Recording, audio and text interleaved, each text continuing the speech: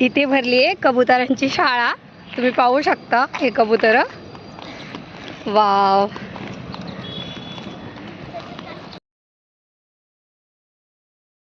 मी निघाली आहे मैत्रिणीच्या घरी. तिच्या घरी आज सवासणी आहे आणि जाताना असे मस्त कबूतरही दिसलेत. आणि आता मैत्रिणीच्या घरी सवासणी जेवायला तिचं निमंत्रण आहे. चला तर पाहूया आपण आज सवासणी कशा घालतात आणि त्या का घालतात याचं महत्त्व सांगेल मी तुम्हाला आज. तर मी आता पोहोचले तिच्या घरी आणि आता आपण जाऊया. तर आता मी मैत्रिणीच्या घरी येऊन पोहोचले. हे माझ्या मैत्रिणीचं घर पाहू शकता तुम्ही. फार सुंदर डेकोरेट केलेलं आहे तिने ते. आणि आता चला कोण कोण आले आपण पाहूया.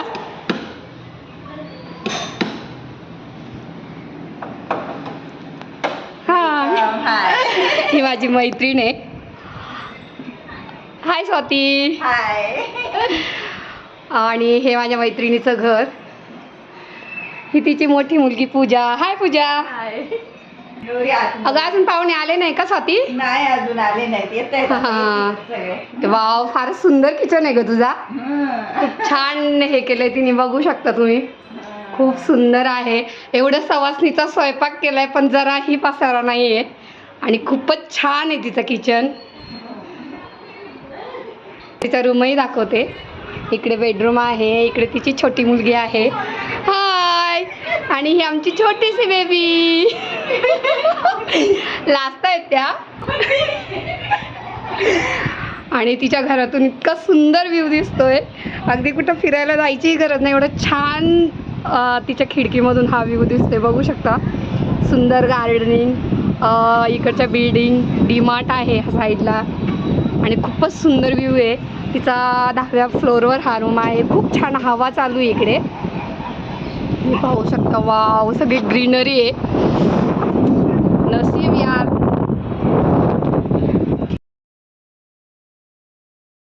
खरंच मुंबई ठिकाणी एवढं हवेशीर घर मिळायला नशीब लागतं. आणि खूपच छान हवा आहे आणि व्ह्यू तर एवढा सुंदर आहे की या खिडकीत उभंच राहावं वाटतं. सुंदर गार्डन छान वाटते. इकडच्या बिल्डिंग, डीमार्ट आहे ह्या साईडला आणि खूपच सुंदर व्ह्यू आहे. तिचा 10व्या फ्लोअरवर हा रूम आहे. खूप छान हवा चालू आहे इकडे. ओम कुलदैवताय नमः. नमस्कार मैत्रिणींनो. तर आज मी तुम्हाला सवासणींविषयी माहिती सांगणार आहे. मी ही माहिती ज्ञान घेऊनच सांगत असते. याची जेव्हा मला माहिती मिळते परिपूर्ण, त्यानंतरच तुम्हाला मी ती सांगण्याचा प्रयत्न करत असते. तर माझ्या माहितीनुसार मी तुम्हाला सवासणींचं महत्त्व, सवासणींचं ताट कसं असावं आणि सवासणींचा मानसन्मान कसा करायचा हे मी तुम्हाला सांगते. आपण सवासणी या जगदंबा किंवा आपल्या कुलदैवताच्या देवीच्या नावाने त्या जेवायला घालतो. तर ते एकदम सात्विक भाव ठेवूनच जेवायला घालायचं. अगदी सागर संगीत एकदम सोहळा करून सवासणींना कधी पण जेवायला घालायचं. आपल्याला परिपूर्ण माहीत नसते, आपण घालायचं म्हणून घालायचं असं कधीच करायचं नाही. सवासणी जेवायला घालताना पुरणपोळीचा स्वयंपाक केला जातो. पुरणपोळी, तसंच अळणी डाळ, भात, मेथीची भाजी. मेथीच्या भाजीमध्ये फक्त लसूण वापरला जातो. इतर तुमचे मसाले त्यामध्ये सवासणी जेवताना टाकत नाही. तर अशा पद्धतीने त्याची भाजी असते. भजी, कुरडई, पापडी. तसेच काही भागांच्यात वेगवेगळ्या प्रथा असतात. सवासणीच्या ओटीमध्ये महत्त्वाचं ताटामध्ये नारळ, त्यानंतर तांदूळ आणि ब्लाऊज पीस हे तर महत्त्वाचंच आहे. त्याच्यानंतर तुम्हाला शक्यतो जमल्यास त्याच्यामध्ये एक हळकुंड, एक सुपारी, एक खोबऱ्याचा तुकडा आणि आपल्या परिस्थितीनुसार 11 रुपये, 21 रुपये किंवा 51 रुपये आणि एक गजरा असं सवासणींच्या ताटामध्ये दिलं जातं.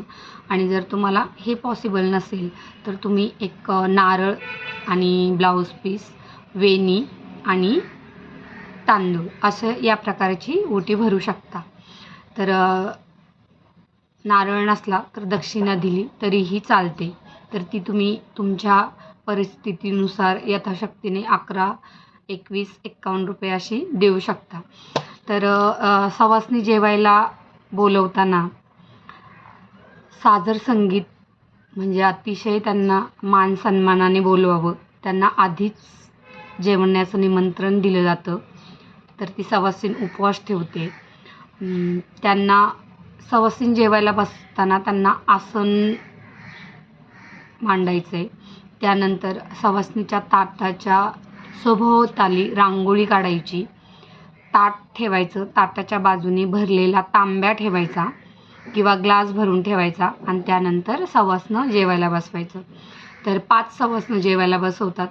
तुम्ही सवासणं जेवायला घालताना 5 कुमारिका किंवा 5 सुवासिनी असं जेवायला घालू शकता. तर काही ठिकाणी आषाढ महिन्यात सवासणी जेवायला घालतात, काही ठिकाणी लग्न समारंभाच्या वेळी सवासणी जेवायला घालतात. तसेच आपण कुठं देवदर्शनाला गेलो तर तिकडून आल्यावरही सवासणी जेवायला घालण्याची प्रथा आहे. सवासीण जेव्हा जेवते तेव्हा आपल्या देवघरातील दिवा अखंड तेवत ठेवा. घरामध्ये सुवासिक अगरबत्ती लावा, ती घरभराचा तिचा सुगंध दरवळू द्या. आणि सगळ्यात महत्त्वाचं म्हणजे सवासीण जेवताना कधीही तिच्या ताटामध्ये मीठ वाढू नका. तुम्हाला वाटलंच तर बाजूला एका वाटीमध्ये ठेवा, त्या सवासणीला जर हवं असेल तर ती घेईल, पण तुम्ही ताटामध्ये मीठ वाढू नका. कारण आपण देवाचा कधी नैवेद्य ठेवला तर त्या नैवेद्याच्या ताटावर कधीही मीठ ठेवत नाही. त्याचं कारण असं आहे की असं म्हटलं जातं की देवाच्या ताटावर जर मीठ वाढलं तर देवावर ते कर्ज चढतं. म्हणून देवाच्या किंवा सवासणींच्या, कारण सवासणी आपण देवी समानच मानतो आणि त्यांचं ताट करतो, म्हणून ताटामध्ये कधी मीठ वाढू नका. जर वाटलंच तुम्हाला तर तुम्ही एखाद्या वाटीमध्ये वेगळं वाढू शकता. काही ठिकाणी सवासणं जेवताना ताटामध्ये विडाही ठेवला जातो. त्या प्रत्येक भागच्या वेगवेगळ्या पद्धती आहे. तुमच्या भागाकडं कशा पद्धती आहे मला कमेंटमध्ये नक्की सांगा, म्हणजे मलाही समजेल की कोणत्या भागामध्ये काय पद्धती असतात ते. तसेच असं म्हणतात सवासीण जेवल्यावर तिच्या आत्म्याची जी तृप्ती होते ती थेट देवीपर्यंत पोहोचते आणि त्याने आपल्याला एक चांगला देवीचा आशीर्वाद मिळतो. सवासणींना शास्त्राने खूप महत्त्व दिलेले आहे, त्यामुळे त्या जेवू घालताना शास्त्रोक्त पद्धतीने विधीपूर्वक त्यांना मान सन्मान देऊनच जेवायला घाला. मैत्रिणींनो, ज्यावेळेस आपल्यालाही सवासीण जेवायचं निमंत्रण येतो तर खरंच ज्यांना हे निमंत्रण येतं त्या खूप भाग्यवान असतात. कारण देवी समान आपल्याला तो आदर दिला जातो आणि आपणही त्याच भावनेने तिथे जेवायला जायचं. आणि ही माझी मैत्रीण खूप सेवाभावाने हे सगळे करते. तर तिने छान असं तरीची आमटी, भात, भजी, पुरणपोळी, डाळ, त्यानंतर कुरडई आणि पापड्या असं खूप सात्विक जेवण बनवलं आहे. आणि ताटही आता करून झालेले आहे. तर आता ताटत करून झालेत, देवाला नैवेद्य दिला की जेवायला सुरुवात करणार होतो आम्ही. तर तिने पहिला नैवेद्य देवापाशी ठेवला आणि त्यानंतर मग सुवासिनींना तिने जेवायला वाढले. सगळ्यात पहिलं आता तिने पूजा करायला घेतली आहे.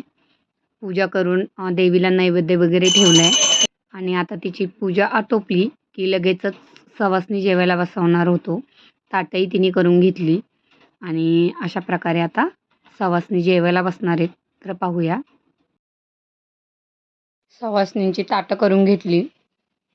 आता सगळ्या सवासणी जेवायला बसवल्यात आणि तिने एक एक करून सगळ्यांना हळदी कुंकू लावून घेतले. असं सवासणी जेवायला बसल्या की सगळ्यात पहिलं त्यांना हळदी कुंकू लावलं जातं आणि मग त्यांना जेवायला दिलं जातं आणि त्यानंतर त्यांची ओटी भरली जाते. तर असं सवासणींना जेवायला घालतात आणि ते का घालतात तेही आपण पाहूया. तर आता तिने एक एक करून सगळ्यांना हळदी कुंकू लावून घेतले आणि आता सवासणी जेवायला बसलेले आहेत. सात्विक आणि खूपच छान असं हे ताट होतं. नंतर हळदी कुंकू लावल्याच्या नंतर ती सगळ्यांच्या पाया पडली. देवी समान या सवासणींना मानून त्यांचा मान केला जातो. सवासणी जेवून झाल्या का त्यांच्याशी ओटी भरण्यात येते. ओटीमध्ये नारळ, ब्लाऊज पीस, तांदूळ आणि एक वेणी दिली जाते आणि तिची सन्मानपूर्वक अशी ओटी भरली जाते. तिला एक देवीचं स्वरूप मानलं जातं. तर काही जण देवीच्या स्थानावर जाऊनही सवासणी घालतात आणि ज्यांना ते पॉसिबल नसतं ते असं घरीही सवासणी घालतात.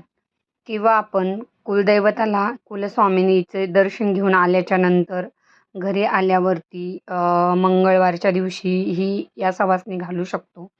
तर सवासणी घालताना त्यांना आदल्या दिवशीच निमंत्रण द्यायचं असतं. म्हणजे त्या ज्या सवासणी आपण बोलवतो त्या सकाळपासून उपवास ठेवतात व आपल्या घरी येऊन ते जेवलं जातं आणि त्याच्यानंतर मग त्या संध्याकाळी त्यांच्या घरी जेवू शकतात. असा सवासणींचा नियम असतो. तर हे कोणाला माहीत नसेल तर ही माहिती मी याच्यामध्ये सांगितली आहे. कारण बऱ्याच जणींना शहरातल्या बायकांना हे माहीत नसतं.